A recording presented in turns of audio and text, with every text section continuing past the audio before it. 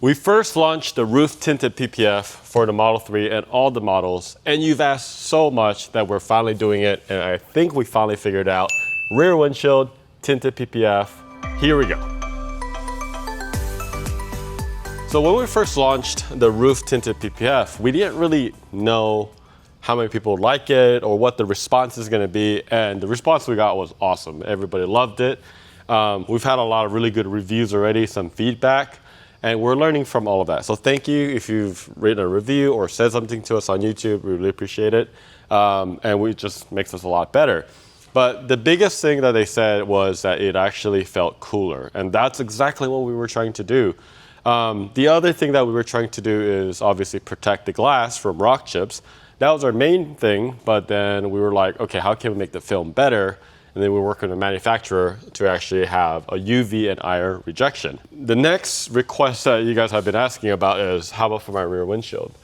We were a little adamant about not doing it at first because there is a law around tinting, and even though this is not traditional tint, it's still considered tint because there is a VLT element to it. But I think enough of you have asked, and I think we found a solution for you. The other thing, though, is that this on the Model 3 is actually quite complex. It's a pretty big curve. So we have some videos of me tinting on Model 3 rear windshield, and it's a lot to shrink. So in tinting, traditional tinting that you go on the inside, you'll get all this what we call fingers, and you have to use a heat gun and basically shrink it all out and get it conforming to this convex of this rear windshield. And it is massive. It's like 60 by 48 or something like that, or maybe 52. I forget exactly. But that was another reason. We were like, okay, can we make this a DIY-able product? And it really got us thinking, how do we make this easier? But I think that question that a lot of people ask too is why would you do this way instead of the traditional way? I think there's a lot of actually really good reasons. So first off, we've tinted a lot of Model 3s. And one of the things, even as a tinter and a professional tinter, is that there's defroster lines on the rear windshield right here. So you can see all these lines right here that goes through. Those are defroster lines. So they're actually quite sensitive. They're connected to some sort of power source. So what it is basically you turn on defroster, it basically melts, puts heat into the rear windshield. It can melt the snow or whatever, ice or whatever that is. And when you install tint from the inside, you have a risk of damaging that area. Not only that, when you're installing tint in the inside, there's just a lot of components. There's airbags, there's a lot of electronics, all this stuff that could go wrong. Whereas if you put it on the outside, you're not dealing with the defroster lines, you're not dealing with any of that. And then you have the added benefit of actually protecting the exterior from rock chips. And I'm not gonna say it happens. I'm not trying to scare you and say that happens all the time. But as an actual Tesla owner for Model 3, and I've owned 2 of them, it has happened to me where a rock flung, hit it, and then actually cracked it. But this is a TPU base. Tint is a very, very different material. That's kind of the background in all this. So what we're doing is we're launching with our 71% VLT, which means that 71% of light goes through. I don't think this will be a big issue for most people. 71% is basically clear, you really can't tell a whole lot of difference. It's actually been really popular for the roof. We normally do sell for the roof a 17%, which is very, very black. We call it deep black on our product page. But we are only going to be launching a 71%. So you're probably wondering too, it's why can't I just get off-the-shelf PPF from Amazon or somewhere else and then just put that and I can save a lot of money? You sure could do that. But PPF was really designed for car panels, right? The thing about glass is it actually gets really, really hot. We did another video about temperature. It gets really hot to the point where you could actually crack an egg and cook the egg on top. It gets really, really hot.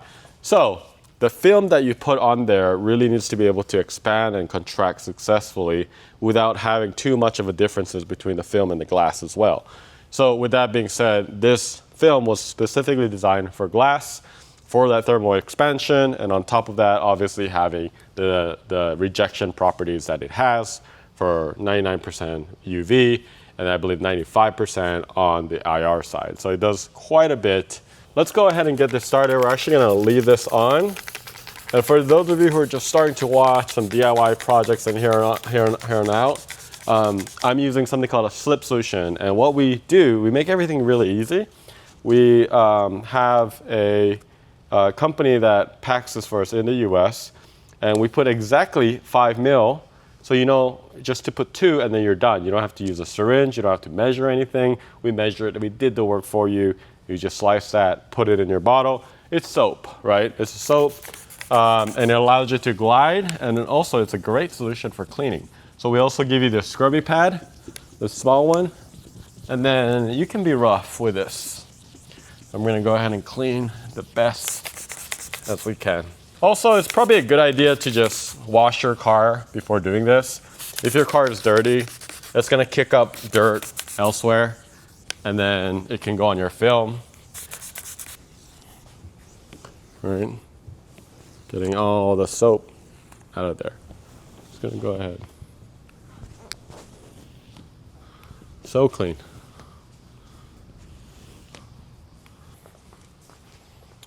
All right, so I'm just pulling all the, why am I doing this? You're like, wow, it's already hydrated, why don't you just leave it? Well, you cleaned it, you agitated the dirt, so there's a good chance that there is dirt inside these bubbles.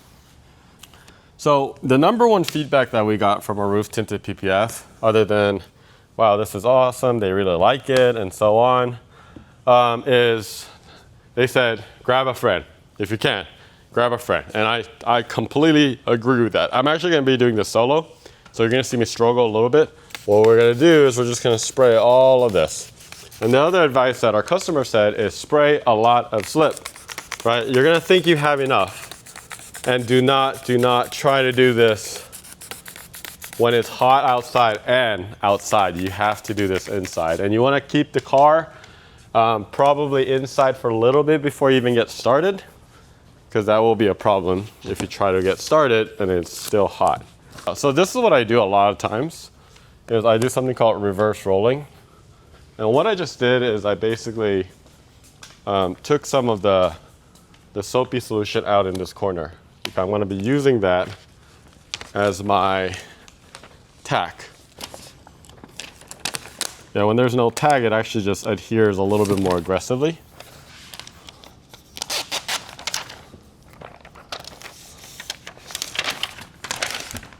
Like I said, it's going to be way simpler if you do have help though, right? So what I did is I started in that corner, and I'm going to try to grab this.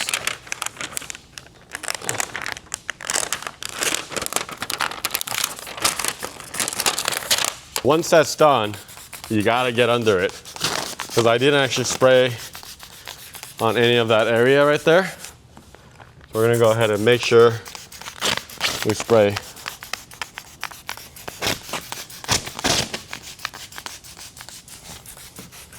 Just like that.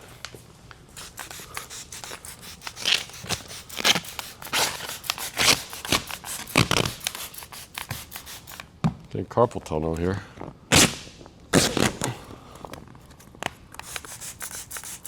All right, so look at this alignment right here. It's right inside, right inside.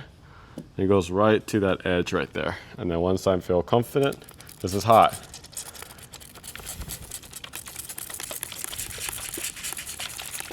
Hot distilled water, really good for tack. So I feel really confident right there.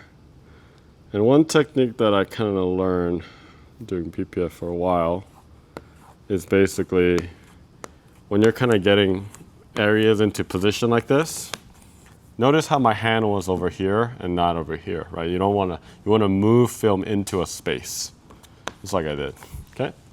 Then we're gonna go to the other side. And on the other side, same thing. It's about like 3 by 3 corner. We go flush. And again, I like over explaining in videos, because this might be the first video that you watched from us, and this is your first time kind of getting into PPF. So what I'm doing now is tack. Tack does several things, but I want to clarify that a lot of times people think the solution is what brings the tack down. Well, part of it is that, but the other part of it is you're flushing out your slip, right, which is your soapy stuff, and that's actually what does the trick, okay? And once I'm here, I'm holding right? My hand is on that side, so I'm gonna go ahead, tack that. So now we've basically tacked that whole line. So why did I do that? Well, in order for me, I have to pull a lot because there's a huge curvature that goes down. I want to show you how much I'm actually stretching. Look at that, that's almost about an inch. It's not quite an inch, but it's probably about 0.8 inches. That's a lot. We call this a shimmy, where you can just move it around to make sure that it's moving, just like that. Okay, so once you feel comfortable, here's what you're gonna do. Before I get started, you're gonna use 2 palms about where the pillar meets the rear trunk hatch. Put the hand and you're gonna move it into space. It's very important that you don't put your hand here. Why? If you're pulling all this stretch right here, it's gonna pull back. But if you pull here and you're stretching this area or that area, this is not stretched, so there's gonna be no pullback. Hopefully that makes sense in a little bit, okay? I'm gonna do the same thing, use all my tack right here. Notice I'm just focusing on the little light area only. Set here. Okay.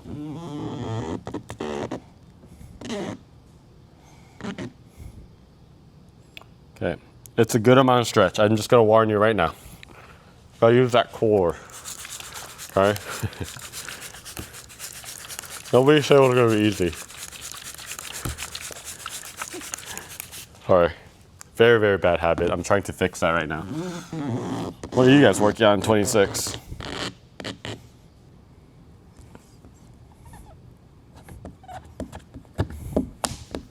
Okay, look at that. So now it went right to the edge and focusing on that rear tail light, not tail light, what was this, brake light, right? So once you do that, that was the hardest part. So once you get here, you can see that I'm a little short, but that's perfect, because then I want to focus on this corner. This hot water also makes it pliable, right? So then I'm just gonna go ahead and just, boom, just like that.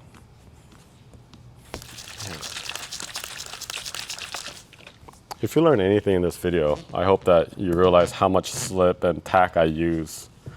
Just go for it. Don't be scared.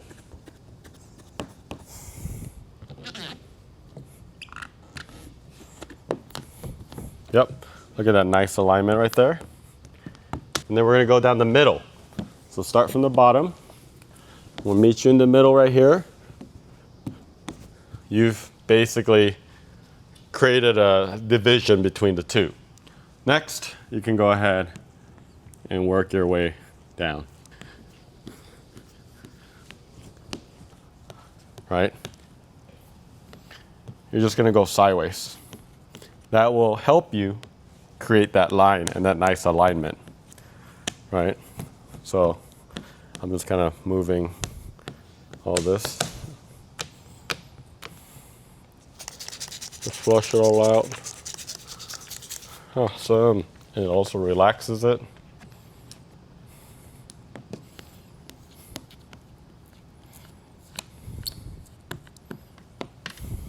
Okay? So I'm gonna go ahead. The other thing I want to remind you is always overlap. So in this case, I want to continue the same technique. I want to just kind of bring it about to that black border. And then as I bring it in, I'm kind of change my angle a little bit, okay? Here's another thing that I've learned. All these bubbles, you want to dissipate that a little bit. That's a lot of bubbles. All right, so we're going to dilute that soap with that hot water, okay?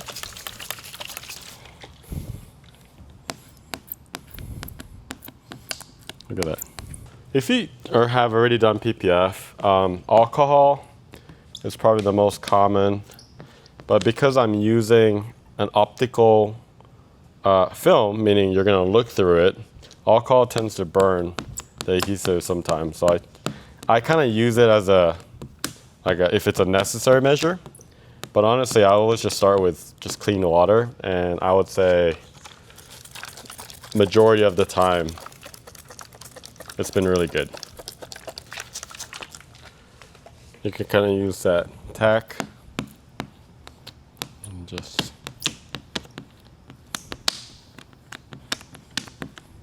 I'll show you a technique. If they're persistent, here's a tip. Grab microfiber, wrap your squeegee with it,